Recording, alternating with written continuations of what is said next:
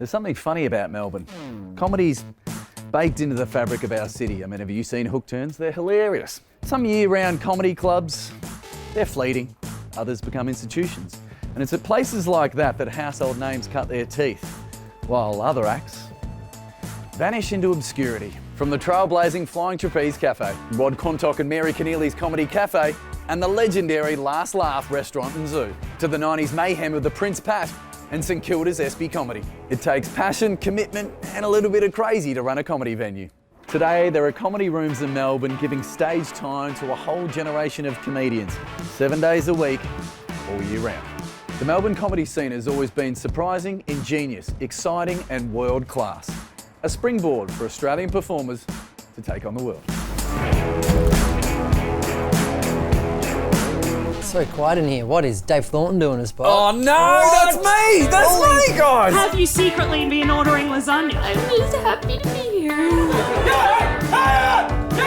Here in Gertrude Street, right in the heart of Fitzroy, every Tuesday evening there's Catfish Comedy. It's a really nice room, always gets a good audience. I guess my only gripe is that when I'm sending a message asking for a spot here, I get a reply from someone called Catfish, and dagnabbit, I just feel like I'm getting duped.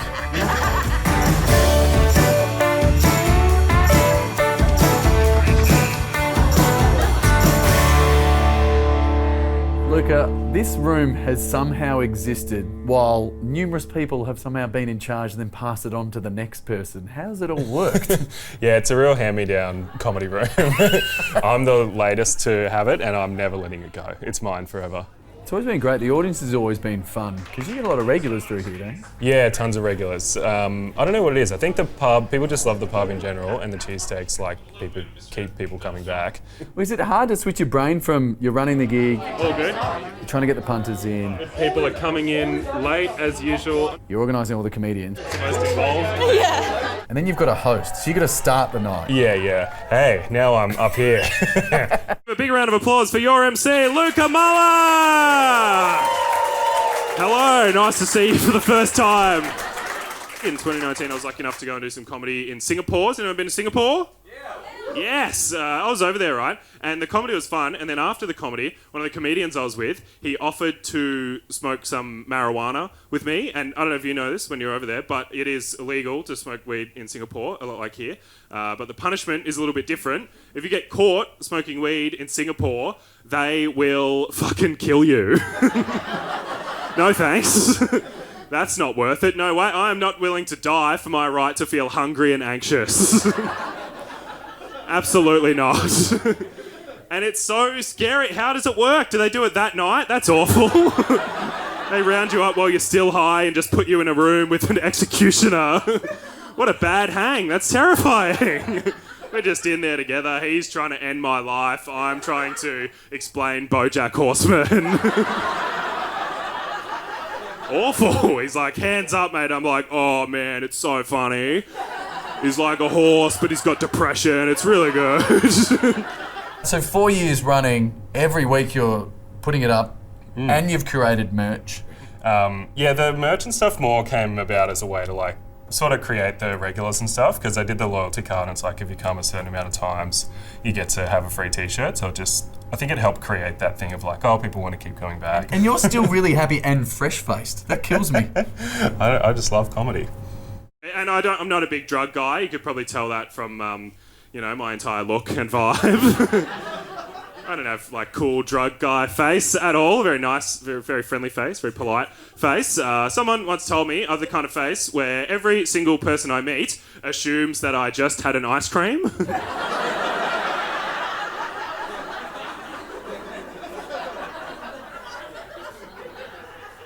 It's a long and painful laugh.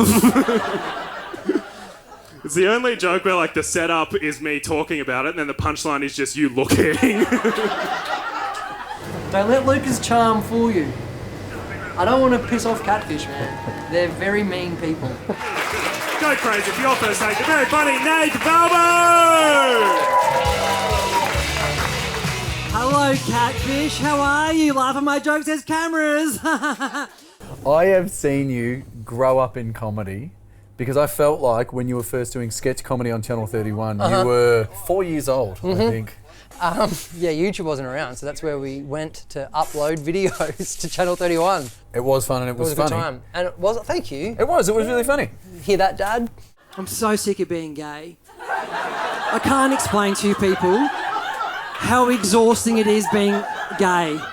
Being gay requires so much energy for you fucking people. I can't do it anymore. Firstly, you get invited to musicals all the time. All the time. Nathan wants to come. I actually don't.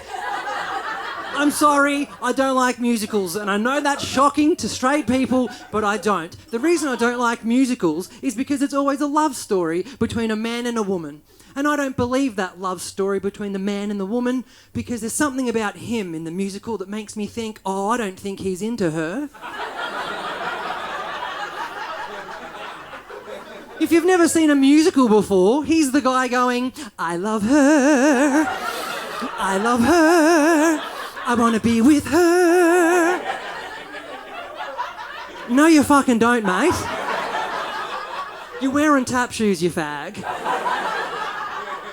Right, ladies, ever meet a man in tap shoes, you're barking up the wrong fucking tree. So you've written 10 solo shows and you tour them pretty extensively.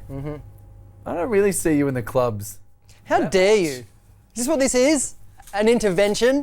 Why are you on first? Do you want to leave? No, I will. Are you going to watch me? Yes. We'll see. And that's it. Mate, Sometimes I I just leave. want to get to know you. Not all the time, just sometimes. Most of the time? Just sometimes. There is nothing worse than having an okay spot and then hanging around and watching people do awesome spots. Fuck off. I think I care too much about what comics think of me, and so I think that's also another reason why I don't feel like I have the best time at Rooms, because I'm so freaked out about the comics at the back of the room. I just really want them to find me funny or not. Sick of being gay. Too much pressure all the time. All the time. Got to gossip all the time. I don't mind that part, but it's just... And you straighties, you're so weird when there's two gays in a room. You don't know what to do with yourself. You do this weird thing with your eyebrows. When you introduce gay people to other gay people, you don't even realise you do it. I'll show you what you do. You've got to pay close attention. It's very subtle. You do this, right? You're me. I'm you. I'm going to introduce you to two people. One of them's gay. Pick which one. Because you go, Nathan, these are my two friends that I wanted you to meet. This is Adam and this is Paul.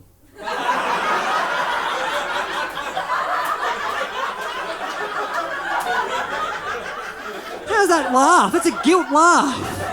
I do love Catfish. I'm not just saying that because the people that run it are in earshot.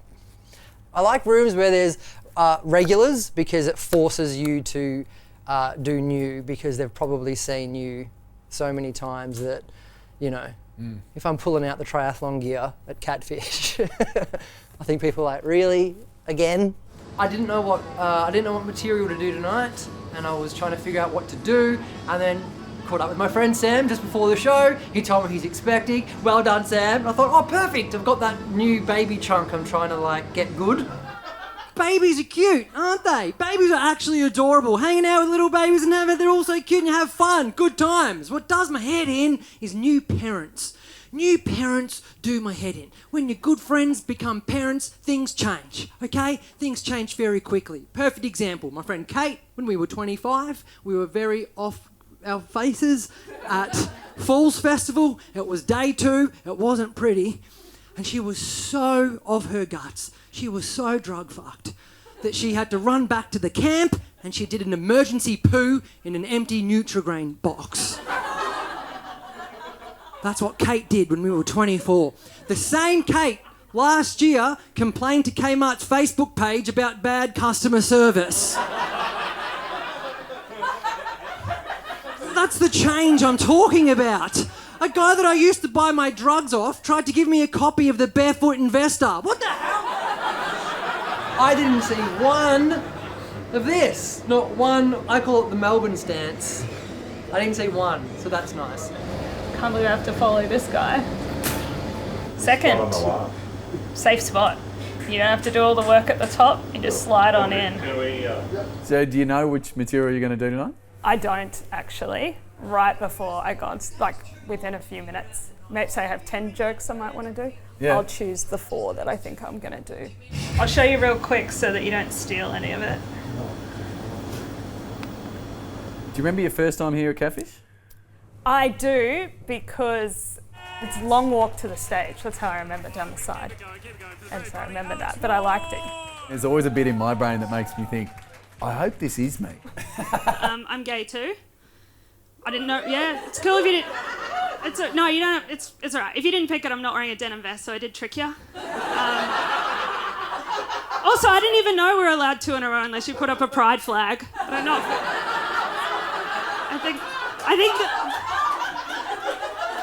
I think we all march out of here at the end and just go down the street.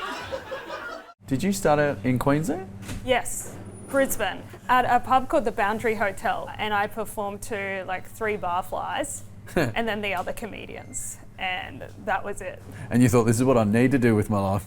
I wasn't sure, honestly, when it came up. But one other comedian came up to me and said, yeah, keep going. So I was like, okay, I'll keep going.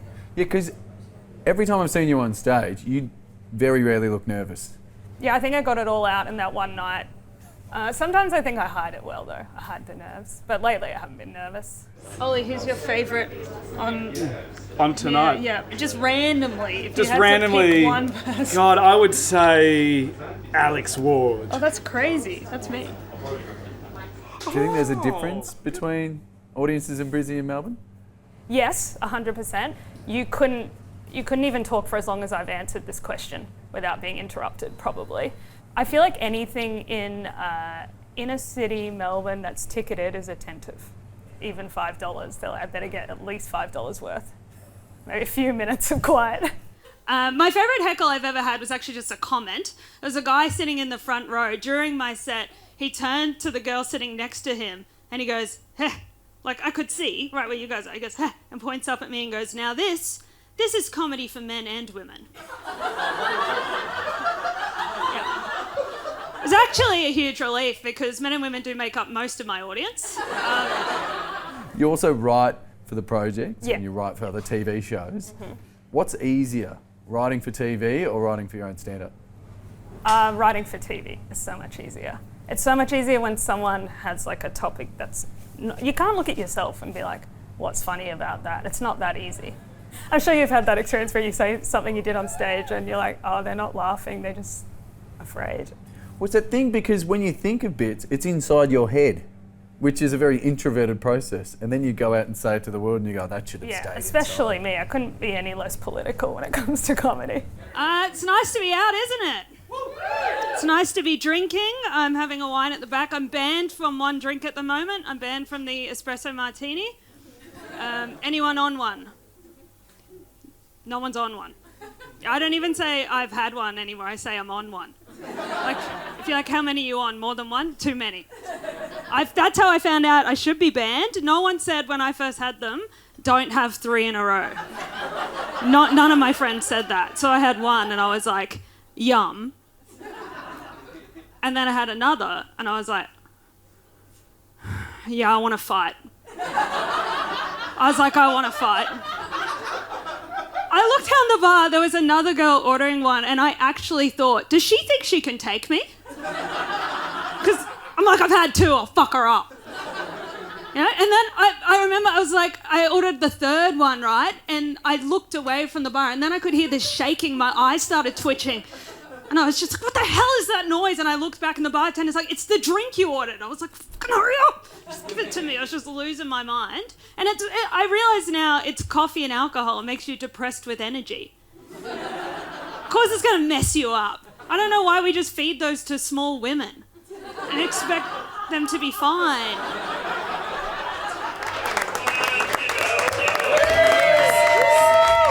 I feel like you learn a ton from running a room almost as much as doing a bunch of gigs because you get more of an outsider perspective and like just become incredibly furious when comedians do over their time, and that's a good lesson to learn. Yeah. Just fuming at the back. Yes!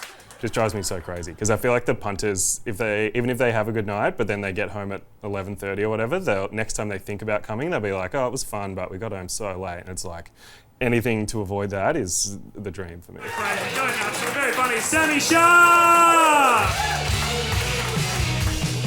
Alright. Eddie Maguire lost his job. Holy shit! They're not as excited, some of you. Some of you are like, no, he deserves another chance. He's only had 75. No, it's exciting for me because I have, the last time a white guy in Australia lost his job for racism, I got a job for it. So it was a great moment in my life, and I'm really excited because I might now become the president of Collingwood. I'll give you some context. What happened was, this is a few years ago, around 3 years back, there was a breakfast show host here in Melbourne on radio. He is an icon of Australian society named Red Simons. I don't know if you guys know him. Yeah, he was on Skyhooks. He was on Hey Hey It's Saturday. And only one out of those two has had blackface on it. And that's an Australian institution. And then one day on radio, he said something racist. And you know what? I'll admit, it wasn't even that racist. It was like a little racist. Like, it was like half a Pauline Hanson racist. Like, it was like a quarter of a Craig Kelly racist. You know, like that's how racist it was. And then because he said that, the ABC sprang into action and fired him 6 months later. And so they fired Red, and then ABC had to prove that they're not racist. So they replaced Red Simons with me and a white woman, Jacinta, thus answering the age-old question, what is the value of a white man? It's one brown man plus one white woman equals one white man. And what's your comedy origin story? Oh, my comedy origin story. I saw Eddie Murphy's Raw on a VHS tape, because that's how old I am, in Pakistan, and we were like 6, 7 years old. Way too young. It was Care Bears and then Eddie Murphy's Raw, and it just warped our brains. Were you doing stand-up in English then in Pakistan? Yeah, so I was the first English language stand-up comedian in the country, because there's no open mics. So, and I didn't know different, so my first solo show was an hour long. Was it? My first stand-up show ever, like in Pakistan. Now I think back at it and I want to vomit in fear of what I did. Anyone else dye their hair during lockdown? Anyone? Yeah, you did? What color did you go? Blue. So you've kept it going since then. That's awesome. Congratulations. No, I did as well. I dyed my hair blonde. It's a thing I did. It's a decision I made in lockdown. I don't look good blonde. I look like a reverse Chris Lilly. Like, it's not racist, but it should be. You know, like it's... How much are we appreciating each other's stand-up recently? You know, like every gig I go to, I'm watching the other acts. We're all watching each other. We're all going up to each other afterwards and going, man, that was such a good bit. How did you do that? And that kind of joy you have when you first start out, we've all kind of got that again. And I love that. I love being a part of it again, and it's such a good city to nurture that. The weirdest thing happened though, I don't know if this happened to you, right? So like when I dyed my hair, and I put up like pictures on Instagram, because like all of us, I'm a narcissist, and my friends started calling me up. And they're like, are you okay? And I was like, why? And they're like, oh, you know, you dyed your hair, and there's this saying that if people who can't control things in their lives try to control something, so they color their hair because that's one thing they can control. And I was like, yeah, I'm fine. Like, I just fucking colored my hair. Calm down. Like, there's nothing more to it than that. Let's see what else happened. My wife had an affair.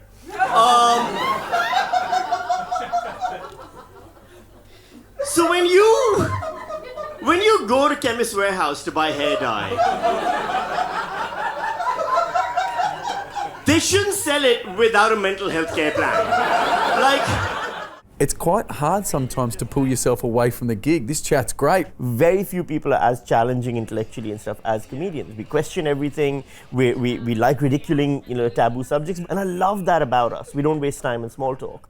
So I really appreciated kind of being able to reconnect with the community that way. But also, you also have the parent aspect kicks in. If it's a week that I have my daughter and no babysitter, I got to still bail. I got to run home as soon as my spot is done. And that's, So you kind of juggle it as best you can. All right. I'll catch you next time. Oliver Clark! Yeah, so good to be here. Thank you so much, everybody.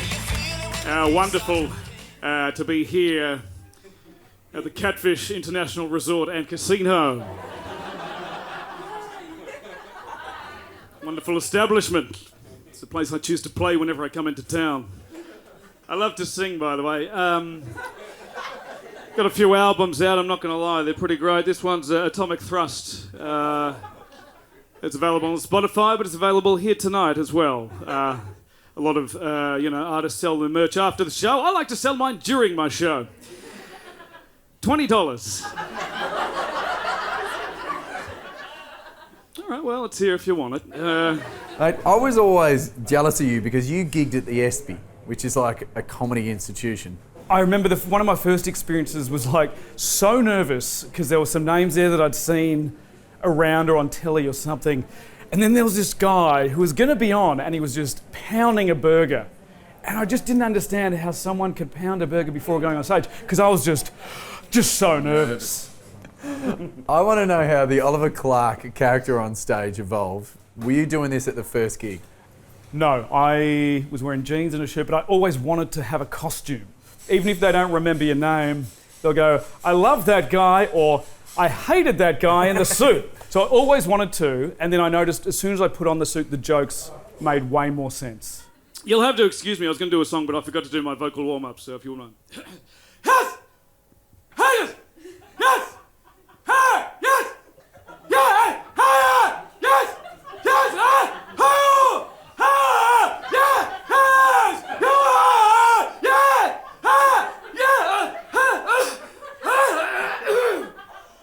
Sorry, I just had something in my throat. And now my vocal warm-up. The first ever suit I got was hilarious. I knew I wanted a blue suit. The attendant goes, we don't have anything like that here, but if you go down Swan Street, Richmond, you'll find a Baker's Delight. Turn right down the laneway, you'll find a grilled door with a phone number on it. Call the number and ask for Mr. Crystal. That doesn't sound real. No, so I went, this is an adventure, this is amazing. So went down there, called the number. I get an old Italian-sounding woman on the phone, and I went, is Mr. Crystal there, please? And she goes, Mr. Crystal? She's calling him Mr. Crystal. Right. He's walking there, opens up the door with his big keys. We go upstairs, and it's at the top of Baker's Delight where he has, it's probably about as big as this room, full of 70s gear in its wrapper. Like legit brand new stuff, down to underwear, ski one suit. So I got a whole suit, very nice. Everything for like $100. Incredible. And then how many suits since then? I reckon about 6 or 7. Oh, I got a back spasm. Oh no, it's just my album. Warming Up the Pipes, ladies and gentlemen. A fantastic album. Available tonight for $2.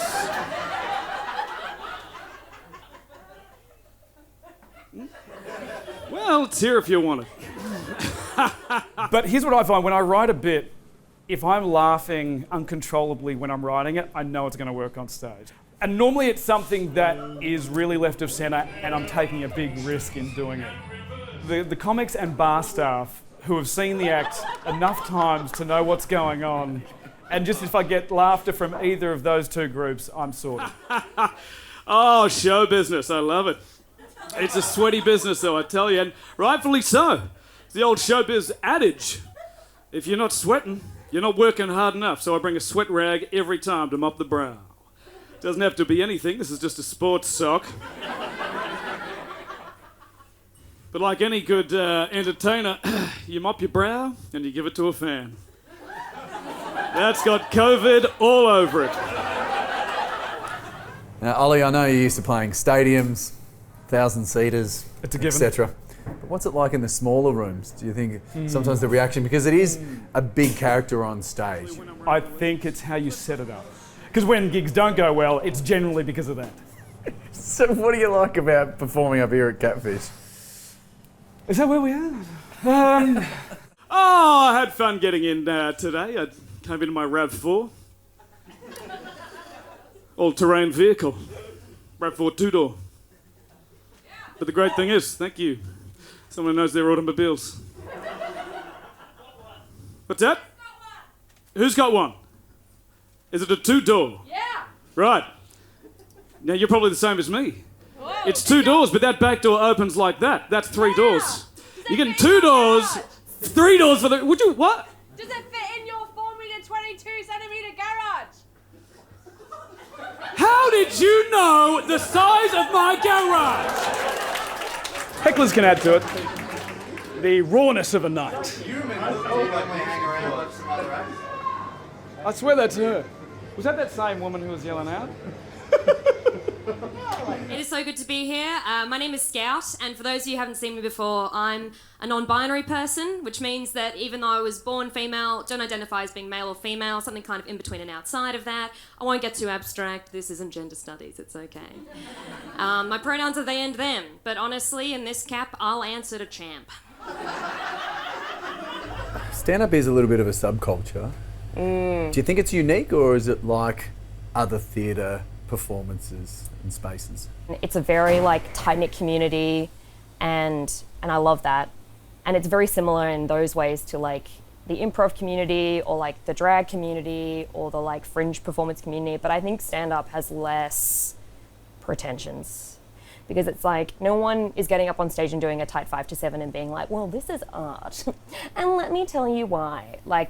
You're in a pizza bar on a crowded strip on Lygon Street. Yeah. Half the people there are just small families who didn't know stand-up was on. And you have to either deal with the fact that they are not listening to you and they don't care, or that they are listening to you, and then you have to win them over. And that is such a hectic challenge for another performer to take on.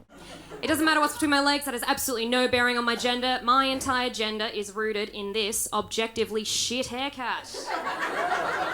Which, if you want to take a closer look... Ooh. It's just a fringe. Just a fringe copy-pasted around my whole head. As I mentioned earlier, and as indicated by the carabiner, I'm also bisexual. And I'm currently seeing a guy, so culturally queer but non-practicing. And it's dating is fucked regardless of your gender or your sexuality. It's an absolute cesspit out there. But it gets even more complicated when you bring gender stuff into it, because I'm very aware that I pass as a cis woman of sorts. Or I can't, it's more I can't believe it's not a lesbian. No, I got eviscerated on social media once when I went on a game show, went on The Chase, and I thought it was a fairly chill performance, but everyone hated my haircut, hated it so, it was this haircut, and they hated it so intensely that I was getting DMs on Facebook to my private account. They were Scout, more like Snout, you greedy little piggy, get a better haircut. I'm like, what the fuck, Darren? No one asked you. Sometimes if you're dating and you bring gender stuff into it, some people get really overwhelmed by it, it's too much, you get really put off. Some people, a lot of men in particular, just ignore it. Just ignore the entire thing, which is lovely. And so these... I'm sorry. These guys, how many people here live north side? Yeah, okay, we've all met this guy, right? He went to private school but dresses poor. He thinks a mullet is a good substitute for a personality. He's happy to wear nail polish but not a condom. Yeah, we have some survivors in the crowd tonight. I witness you. Depending on the night and the lineup, this space will be so different. It'll either be a lot of people going over their notes and then putting stuff on their hand and rubbing it off and then thinking, oh no, maybe I shouldn't do that bit. But the best thing is just being able to watch someone deliver material that you're oh, that's very good. Then you just look across another comic, yeah, that was very good. Being non-binary was very new when I came out a couple of years ago, and it still is very new. And in that respect, it is much like not being able to drive, in that it's totally doable. Encouraged even, in Brunswick.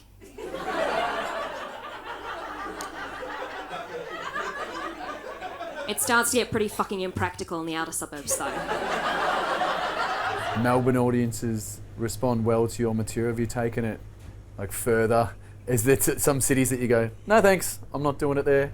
I have never properly gigged outside of Melbourne. Really? Yep, never. Like most of my material that is stand-up is like based around queer stuff and gender stuff. So it kills on the north side of Melbourne. Absolutely kills. But then someone was like, oh, well, have you taken that set to Bendigo, mate? Have you tried that out in Bendigo?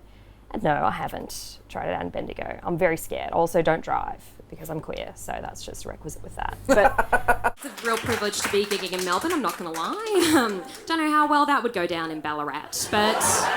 and you know, one of the other things, like, I can get up here on stage in a place like Catfish and I can talk about gender and sexuality and all this stuff, and I know that none of you are going to beat me up in the car park downstairs. Because, and again, this is a generalisation of Melbourne audiences, but you are all too iron deficient. Thank you so much. I've been Scout Boxall.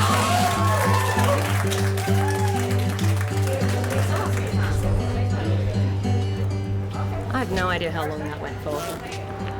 I'm shaking and sweating. It was so fun. Oh, it was so fun. Tonight was a pretty normal night, I think. They were very nice, as always, which is a real treat. The folks in that room that I really look up to, like Oliver Clark, he's a fucking legend. He's so fucking cool. It was really weird seeing him on stage and then just like seeing him come back afterwards and like not wearing a suit anymore. And I'm just like, oh, he's just a normal guy. Just the vibe of the night. Everyone's excited to be out and about post-COVID, but yeah, it's still people are pumped. Big fan of everyone in that room. You're all great. Sorry. Post-gig, I have way too much adrenaline to be talking. Oh dear. All highlights. Nath Valvo, banned for life, but other than that, they were all pretty sweetie treaties. Well, there you have it. That's Catfish. You know, just your regular run-of-the-mill, hand-me-down Tuesday night comedy club with stacks of merch, and they obviously got a pretty sweet deal at Bunnings. Outdoor furniture. Wow. Not if you put it indoor, hey? Take that, Bunnings.